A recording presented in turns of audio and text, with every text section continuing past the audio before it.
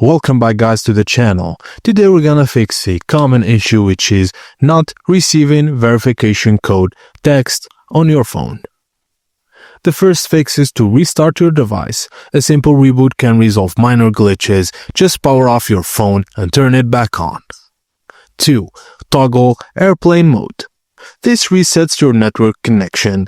Just go to settings, turn airplane mode on, wait for 10 to 15 seconds, then turn airplane mode off again.